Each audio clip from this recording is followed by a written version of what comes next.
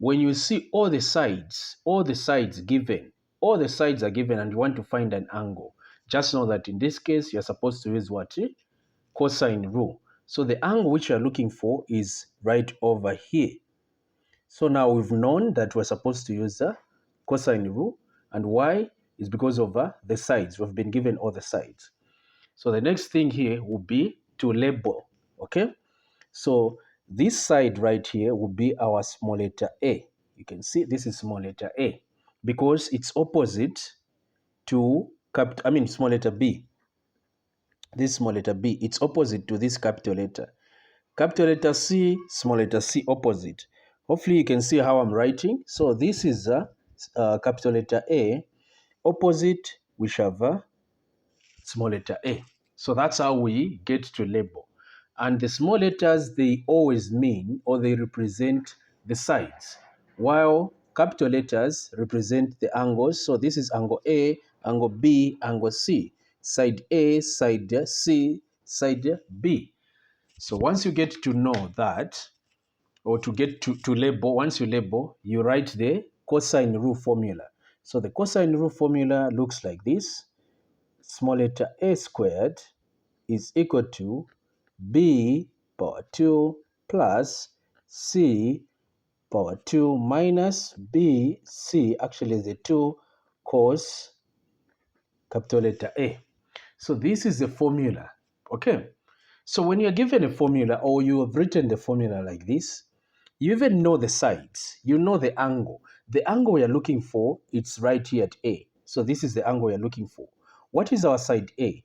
Our side A, if you check nicely, it's 15.6. So just write those. So here it will be 15.6 power 2 is equal to, our B is a 10.2 power 2 plus our C is a 9.4 power 2 minus a 2 open bracket 10.2. We know our B is what? Is 10.2. What about our C? Is a 9.4. Our C is a 9.4. And then we say cos capital letter A is what we are looking for. We are looking for capital letter A. So we just do the calculations without wasting our time. We'll just write 15.6 power 2 minus 10.2 power 2 minus 9.4 power 2 is equal to negative 2 open bracket 10.2 close 9.1 close cos capital letter A. So you can see that I've just grouped the like terms. So all these terms have come this side and they have negative here and a negative here. So just punch everything on your calculator. So let's move together. Get your calculator. Say 15.6 power 2 minus 10.2 power 2 minus 9.4 power 2. What is it that you're getting? What are you getting? When you do that, what are you getting? Of course, you're getting a 50. I guess so. This is what you're getting, 50.96, which is equal to, first, let's go through. We have 15.6 power 2 minus 10.2 power 2 minus 9.4 power 2. Yes, you're getting a 50.96, and this side you say negative 2 times 10.2 times 9.4. Of course, you're getting a negative 191.76 cos A. So you now divide, okay, you now divide by negative 1.1. Negative 191.76. So both sides you do the same. So this is how it's supposed to be. So we have cos A is equal to, when we divide here, 50.96 divide by negative 191.76. We are getting a negative 0.26. So don't round off here. Just get everything that you are getting on your calculator. Don't round off. So this is what I'm getting right over here.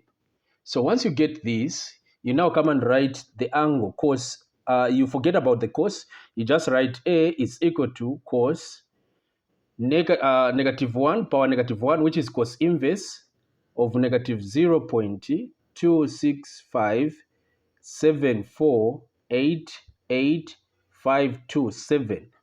So here you just punch everything on your calculator, everything that you're able to see here, which will give us when we punch, of course, it will definitely give us a 105.4114545. So I'll write my answer without the decimal point. This is because there's a condition here. You can see they said to the nearest whole number. So since it's a nearest whole number, this is the whole number I have, and this will be my solution for this question. So let's check out the next question on the same. So the next question will be to find or to calculate the area. So how do we get to calculate the area? We of course know that this is 105 degrees. We found it to be 105 degrees in the previous question. So for area, the formula we're supposed to use is right over here. So in case you didn't know, the area, we use sine, even if it's cosine, and this is the formula we use for any rule that we are moving with. Let's say for this, if we calculated using cosine rule, sine rule, for area would have used the same. Since we are using cosine rule, for area we use the same, which is this formula, the sine formula for area over here.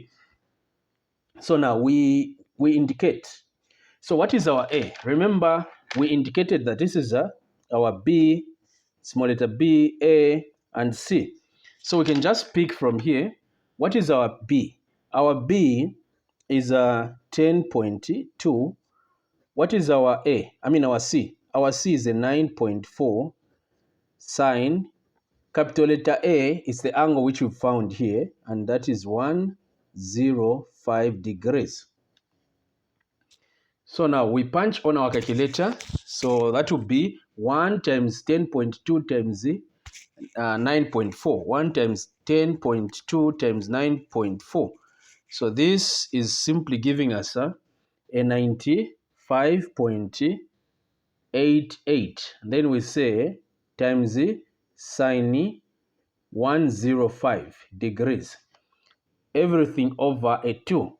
This 2 right here. So when we multiply by sine 105, it's giving us, we're getting a 92.62968222. We divide by a 2. So when we divide by a 2, our final answer will be equal to 46.3 kilometers. Or kilometers squared or kilometers squared. Okay, so this is the solution. It's the area. Remember, it's in kilometers, so we have to indicate the units to show that we are dealing with the area. So let's go to the last question. So for the last question, we need to find the shortest distance.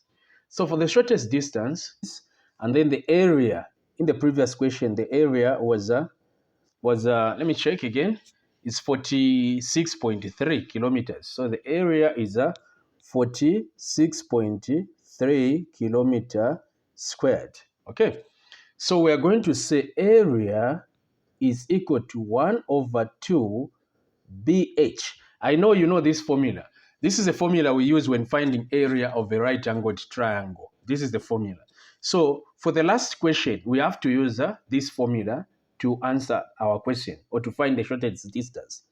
So some people, they go direct. Others, they prefer using this formula. Okay, So these two formulas are just the same. They just multiply this by this, you get this, and then you come and divide by b in order for you to just make h subject of the formula. So let's go with this one. So we shall say 2, what is our A? That is 4, 6.3. A is area. And then what is our B? Our B, remember when we labeled, this is our C, our B, and our A. Okay? So what is our B? So our B, for the B, so listen very careful. For the B, don't get this B here. Please don't get this B. So for you to identify the B, you just follow these points. I mean these letters.